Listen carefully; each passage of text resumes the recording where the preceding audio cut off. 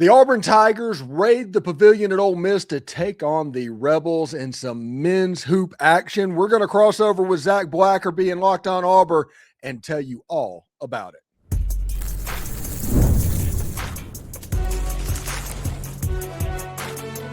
You are Locked On College Crossover, part of the Locked On Podcast Network. Your team every day. Welcome to the Locked On Ole Miss podcast and the Locked On Auburn podcast. We are crossing over in anticipation of Tuesday night's game between the Ole Miss Rebels and the Auburn Tigers. And Zac, I've been a little bit busy with football over the last couple of months, so I'm kind of getting a crash course in what's going on. Is Auburn still the toast of college basketball? Sadly, conference play has not started out that way, but I still think we're trying to figure out exactly who Auburn is. And I think this is another great opportunity for Auburn to kind of prove that, they're not going to go down without fighting. Kind of a rocky start throughout conference play. They picked up a win against South Carolina, which is a game that they should have absolutely won, but two heartbreakers to start conference play, Stephen, where if two shots go differently, I think we're talking about this Auburn team totally different, but that's not what happened. And the close losses matter just like close wins do. And so curious to see what happens against an Ole Miss team that seems like they're still trying to figure out exactly who they are early in conference play as well. Yeah, they've won 3 straight SEC games, including 2 on the road, including beating the Georgia Bulldogs, which 5 years ago would have been a joke of a win, but right now is an actual pretty good win. Yeah. So we'll talk all about those and the storylines. I do want to let you know, remember, we're free and available on all the podcast apps and on YouTube. And a special hello to our insiders and everydayers that make the show what it is, and that is your team every day. Today's episode is brought to you by FanDuel. The college football playoff is here tonight, and FanDuel is the best place to get in on the action all playoff long. So visit FanDuel.com to get your college football playoff profit boost every game day.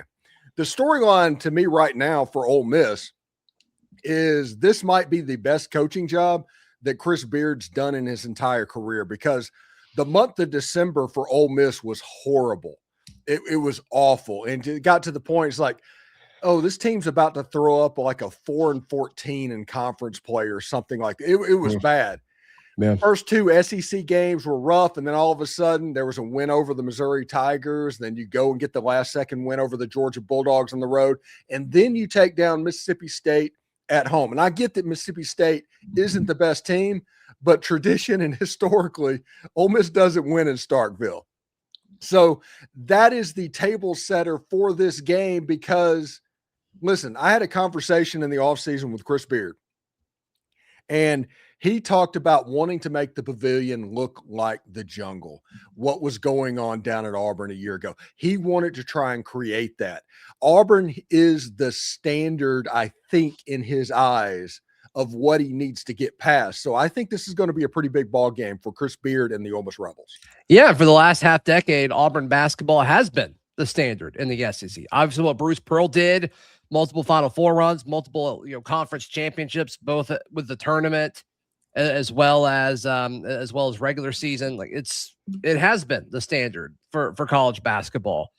Now we're seeing what it looks like post Bruce Pearl. Obviously, Stephen Pearl taking the reins, and I think he has taken some heat from Auburn fans. And of course, like anything in sports, I think the opinions of Stephen are split, but he hasn't done a lot to help himself in the start of conference play. And you mentioned the game, Ole Miss's game against Georgia. Auburn opened up SEC play against Georgia, and they came back with a few seconds left, sent it to overtime, and then they lost a heartbreaker in that one. The following game in conference play, Texas A&M bodying Auburn physically throughout the entire game, but a late run. They didn't stop fighting. A late run. Keyshawn Murphy hits what we think is the game winner. It's called good on the floor. And then in natural Auburn fashion, there's controversy around it. And of course it was waved off, and that became, national story for a few hours there. They whoop Arkansas. It's like, okay, that's when Arkansas was ranked number 15. You guys played Arkansas earlier in conference play. It's like, add them to the list of SEC teams where, like, I really don't know who they are at this point. I don't think they do either. Missouri, like, handled Auburn, and then Auburn took care of business against South Carolina. But so I still think Auburn, Ole Miss, Arkansas, I think we can put Georgia on there. Like, there's this long list of teams in the SEC where, okay, you're going to have your top few teams, but that second and third tier of teams in the SEC, those seeds are up for grabs right now. And it's games like the one that we're going to see tomorrow in Oxford at 8 p.m. Central Time that are going to decide what that pecking order is at the end of the season. This is an important game. It's a massive game, and Ole Miss has a core of European players that had to mesh and everything. And I'm going to blame that for the slow start for the Ole Miss Rebels. I think I'm going to go that direction. But Elias Cameron, he's a 6'4", 6'5" point guard. When he's on, he's as good as anybody in the SEC. When he's off, let's just say he's off. AJ Storr, they moved him to a sixth man position, and all of a sudden he's averaging like 19, 20 points per game as a sixth man. And then you have Malik Dia, which you know as well as I do. You're very familiar. Whenever he's on, he's a terror, but he can be off just as easily. Those are the three players that Auburn fans need to be paying attention to in this game. What does Auburn fans, or what does Ole Miss fans need to know about Auburn? Yeah, you mentioned the European players. I think Auburn's in a similar situation. They've got one. His name's Filip Jovic, and we saw glimpses early, and then from the span of when the season started to now, it looks like a totally different player. I mean, you talk about gelling. I don't know if Auburn as a team has really gelled yet, but I do think like a lot of the little things that Jovic was battling, like his feet look super heavy defensively early on. Didn't look like he could handle the physicality around the rim. All of that has kind of gone away. And then like he was trending, got banged up, and now he kind of has his minutes returned to what they want them to be. And he had his best game of the season against South Carolina, which, you know, that they don't like to put a lot of bodies around the rim defensively. Like, was that a matchup thing? Was that Filip Jovic figuring it out? I think Tuesday, that's the thing I'm most interested in is Filip Jovic. And then obviously Keyshawn Hall, one of the best scorers in the SEC, had back-to-back 30-point games. And then the last two games, he's kind of disappeared a little bit offensively, which is unlike him. Those are two of the guys that I would say, hey, Ole Miss fans, you need to watch out for them. So Filip Jovic and then Keyshawn Hall. And then Tahad Pettiford's always an X factor. He's been so up and down this season. Auburn really needs Tahad Pettiford to figure it out and get back to what he was doing even at the end of last year, or even early this year when they went on that stint in Vegas. Those are the three Auburn Tigers to keep an eye out on.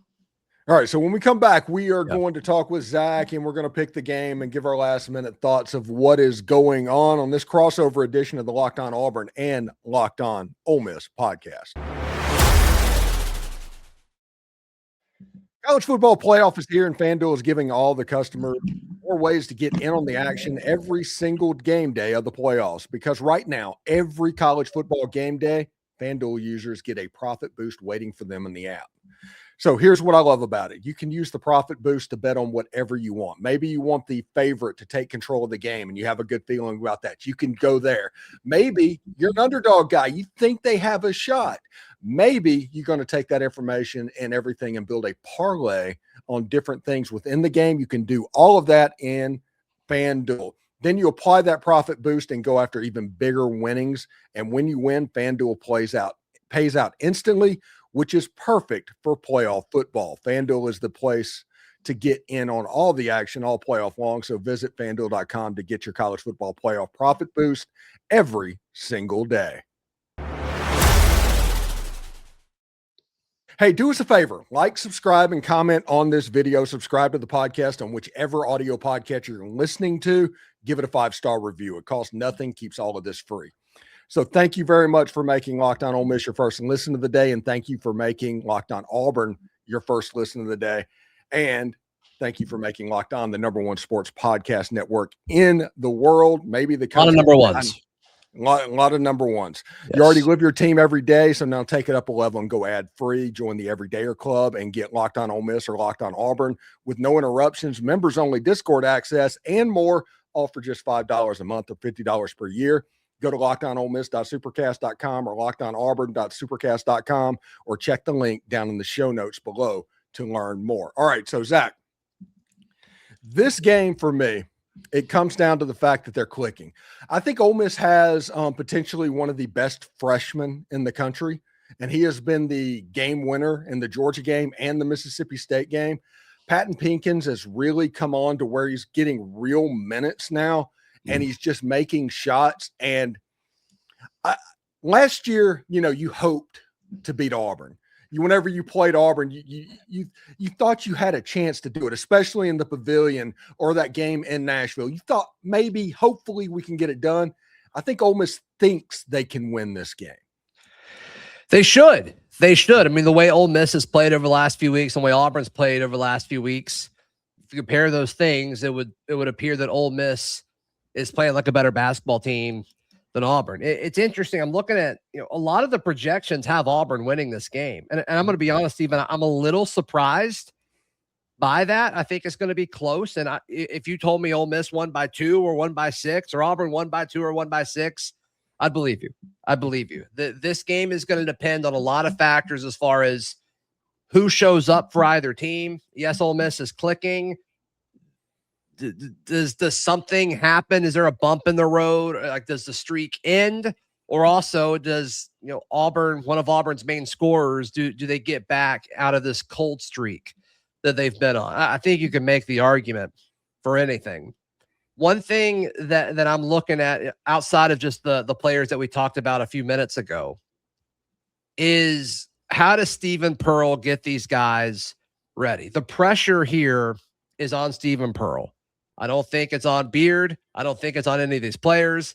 I think the most pressure is on Stephen Pearl. I don't think he's on the hot seat or anything like that, but I do think he feels it. I do think he, sees and hears all the things that are being said about him. It's like, oh, you only got the job because so-and-so or whatever. This is a prime opportunity, and he's done a good job facing against like the elite coaches, ironically. And I'm curious to see how he handles his matchup with Chris Beard. I'm curious to see what that rotation looks like. I'm curious to see how they handle the guard situation with, backup point guard and really sought after high school recruit, true freshman Caden Magwood. He's been limited. Sounds like that's been a discipline thing, the way Stephen talks about it. Just everything that goes back to all of the decisions that Stephen Pearl makes, whether preparing for a basketball game or actually on the sidelines. I think that's what it's going to come down to, Stephen. Yeah. Yes. For Ole Miss, it's going to come down to shot making. They shot 10% from 3 at Mississippi State. They still won the game, but they didn't shoot well from Auburn the outside. Auburn shot 12% on Saturday against South Carolina from 3. Yes. Yeah, so I think it's going to come down to shot making and rebounding for Ole Miss. Rebounding is always an issue with Ole Miss basketball. But if they can handle the Auburn bigs and at least make the rebounding edge close to where it's like 5 one way or another, I think they have a good shot. And then the shooters can go to work. They are doing a good job of getting open shots. It's just a matter of hitting them, honestly. Yeah. How big of a home court advantage is Oxford Tuesday at 8:00 at night? Would you say how much of a factor is that in this matchup? Well, the point about it is we don't know. I know the coaches want that place to be completely juiced and look like the Auburn game a year ago there. Yeah. But the students come back to school, I think, on Tuesday. Auburn is going to be the beneficiary of playing in front of the Ole Miss student body the first time this spring semester, because I think that's the first day of classes. Okay. So whenever it gets going, it can be a home court advantage. The question for me is, Auburn traditionally over the last 5 years has really traveled well for basketball. Are they still doing that? Yeah, it seems so. These 8 p.m. tips, we got to get rid of these. There's no reason to have an 8 o'clock tip on a Tuesday or Wednesday. There's zero reason for it. It makes no sense. Who benefits from this? The SEC network benefits for this. The way streaming is done now, they would benefit way more if they just put them all on a normal time and you just click the game. Nobody's watching the linear broadcast because it's the SEC network anymore. They're just not. Yeah. They're just not. But they still like it. This way we can have somebody at 6 and then the one at 8, and we can have 2 games on a night. And but you're absolutely right. Yeah, and the first 6 minutes of it will be on ESPN News because they still just refuse to change how the 8 p.m. weeknight tips. They drive me crazy, Stephen. It makes me so mad, especially when they put good teams or interesting matchups there. It makes no sense. No sense at all. And can we just get rid of ESPN News? They quit doing ESPN News like 10 years ago, like True News, to where it looked like CNN with the blotter and all that. That went away. Now it's they need to rebrand ESPN News to like ESPN Start, because that's the only thing people watch on there is the start of a game. Beginnings of the game. Schedule correctly. I like that. I like that a lot. Yeah. All right. So what do you have planned for the game? We'll do picks. Yeah. Of course, we'll go live right after on Locked On Auburn, so be sure to check that out. As far as the game, I'm gonna go like, I think it's close, and I'll pick Auburn just cause. I'll go 78-74 Tigers on Tuesday night. Yes. Against Mississippi State was the first game, I think, in all season for Ole Miss that they won and scored less than 70 points. Yeah. So I think 70 might be the magic number for this game, potentially. I think Ole Miss wins the game. Home field kind of takes the cake. The contributor on the show, Tim Thomas, always talks about games at home is worth about 10 points in basketball. He considers home court advantage to be a big thing. I think Ole Miss wins the game by 5 points. Let's go 73-68. Okay. Yeah, we're in the same ballpark there. Yeah, and we'll just see which player steps up. I mean, I think Keyshawn Hall is due. I think the Hod Pettiford is certainly due. We'll see if any of those guys step up for Auburn. Steven, if Auburn folks want more of you and more Ole Miss content, where can they go? You can go to Locked On Ole Miss, or you can follow me wherever you get your podcast. We try to have a good time. We try to have fun. And every now and then we try to kick an anthill. And that is a lot of fun as well. So, yeah. As Auburn fans are probably quite familiar that might know my site. So, yeah. And of course, for all the Ole Miss folks, if you want more Auburn coverage for whatever reason, wherever you find Locked On Ole Miss, you can find Locked On Auburn. All right. And real quick, because I forgot to do this in the last break, let's talk about TurboTax. Yes. Tax season doesn't have to take over your life. This year, TurboTax is making it easier than ever to hand things off and move on about your day. With TurboTax full service, you can have your taxes done for you by a trusted expert, start to finish, without the stress of guesswork. Instead of spending hours trying to figure out forms, you can meet with a local expert from TurboTax in person and connect online. They handle everything from W-2s to self-employment forms and work to get you every single deduction.